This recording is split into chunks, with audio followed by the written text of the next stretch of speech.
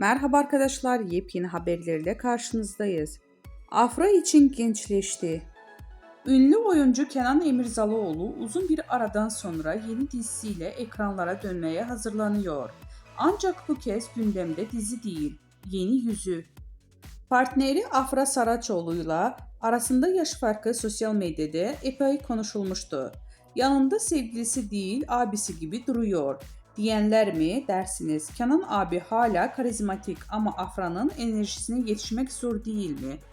Eleştiriler arka arka gelmiş. Anlaşılan o ki bu yorumlar Kenan Bey'i biraz etkilemiş. Çünkü kulislerin birinde sızan habere göre ünlü oyuncu bıçak altına değil ama iğne altına yatmış ve gençlik protokolünü yaptırmış. Cilt yenileme işlemleriyle cildi ışıl ışıl olmuş, botoksu çizgileri yumuşatmış, dolgu ile gözaltları tazelenmiş, hatta sakalları bile yeniden şekillenmiş. 51 yaşındaki oyuncu zaten genetik olarak şanslı. Her zaman forumda, karizmatik ve yaşını göstermiyor. Afra Saraçoğlu gibi genç bir partnerin yanında ışıldamak şart.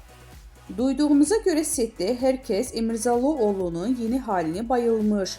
10 yıl geçmişmiş diyenler bile var.